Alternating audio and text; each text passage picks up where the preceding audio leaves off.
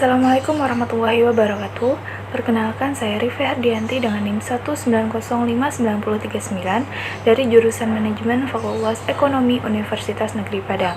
Di video kali ini saya akan menjelaskan materi mengenai benchmarking. Yang pertama yaitu mengenai pengertiannya.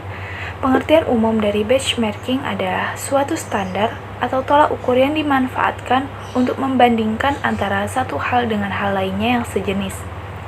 Sederhananya, dengan menggunakan tolak ukur tersebut, maka berbagai hal akan bisa diukur dengan standar baku yang umum. Sedangkan dalam bidang ilmu manajemen, pengertian benchmarking adalah suatu upaya untuk mengukur kebijakan dalam suatu perusahaan, produk, strategi, program, dan hal lainnya dengan cara membandingkannya dengan kompetitor lain yang bergerak pada bidang yang sama, agar bisa mendapatkan informasi tentang bagaimana dan bagian apa saja yang harus dievaluasi dalam upaya meningkatkan performa perusahaan.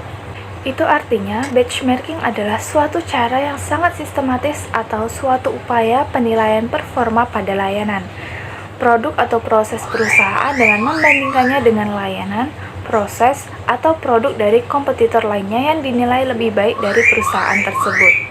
Tujuan yang paling utama dari melakukan benchmarking adalah demi meningkatkan nilai lebih perusahaan dengan cara memperbaiki performa usaha, meningkatkan produktivitas, memperbaiki kualitas produk dan layanan, serta hal lainnya dengan memanfaatkan performa dari kompetitor lain yang dianggap lebih baik. Yang kedua yaitu mengenai jenis-jenis benchmarking. Yang pertama yaitu benchmarking berdasarkan subjeknya. Yang A, internal benchmarking. Benchmarking internal atau internal benchmarking adalah suatu kegiatan membandingkan kegiatan atau proses yang sama dalam suatu koperasi. Biasanya, kegiatan ini dilakukan pada perusahaan yang sudah memiliki anak perusahaan atau cabang agar setiap perusahaan di dalamnya memiliki standarisasi yang sama dengan induk perusahaan. B. External benchmarking. Benchmarking eksternal atau external benchmarking adalah suatu kegiatan benchmarking yang dikerjakan dengan membandingkan perusahaan miliknya dengan perusahaan lain yang bergerak pada bidang industri yang sejenis. Dalam jenis benchmarking eksternal pun terbagi lagi menjadi dua, yaitu competitive benchmarking dan non-competitive benchmarking. 2. Benchmarking berdasarkan objeknya. Berdasarkan objeknya, benchmarking terbagi menjadi 6 jenis, yaitu yang pertama, strategic benchmarking. Strategic benchmarking adalah suatu upaya pengamatan tentang bagaimana perusahaan lain mampu lebih unggul dari kompetitor lainnya pada bidang yang sama. Yang kedua yaitu proses benchmarking. Proses benchmarking adalah suatu upaya dalam mengamati dan juga membandingkan berbagai kegiatan operasional atau sistem operasional dalam suatu perusahaan, seperti sistem pembayaran, pelayanan pelanggan, dan perekrutan tenaga kerja.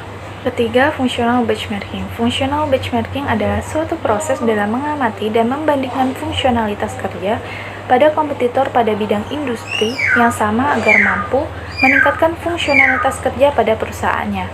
Yang keempat, performance benchmarking. Performance benchmarking adalah suatu kegiatan mengamati dan membandingkan performa produk barang atau jasa dari kompetitor lain seperti harga, fitur produk, kualitas teknis, dan lain-lain. 5. Product benchmarking. Product benchmarking adalah suatu kegiatan mengamati dan membandingkan produk dari perusahaannya dengan produk dari kompetitor lain untuk bisa mendapatkan informasi terkait kekuatan dan kelemahan dari produk kompetitor. Yang keenam, financial benchmarking. Financial benchmarking adalah suatu kegiatan mengamati dan membandingkan kondisi keuangan dari perusahaan lain untuk mendapatkan informasi tentang daya saing kompetitor. Manfaat melakukan benchmarking. Dengan melakukan benchmarking, setidaknya ada 6 manfaat utama yang bisa perusahaan Anda rasakan, yaitu yang pertama, analisis kompetitif.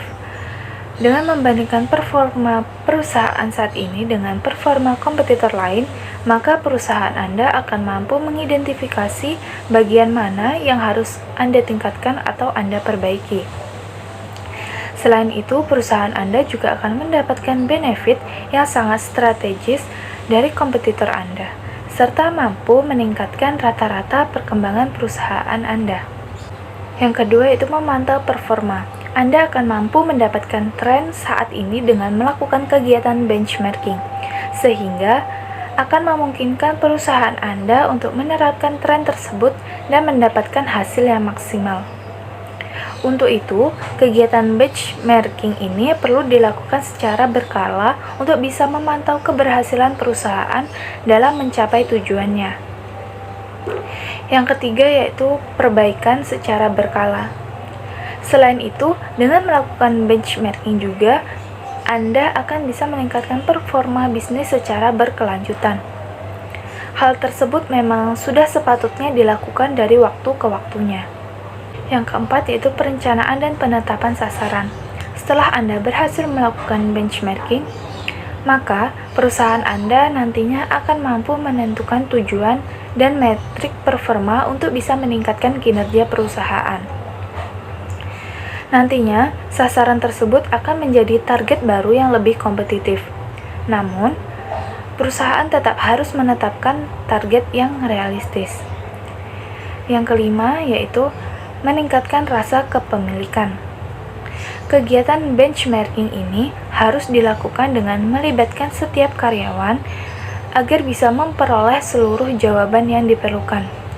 Dengan cara mendengarkan pendapat karyawan, maka perusahaan Anda akan mendapatkan pemahaman yang baik terkait peran dari setiap individu, sehingga akan meningkatkan rasa memiliki dalam diri karyawan. Yang terakhir yaitu memahami kelebihan perusahaan.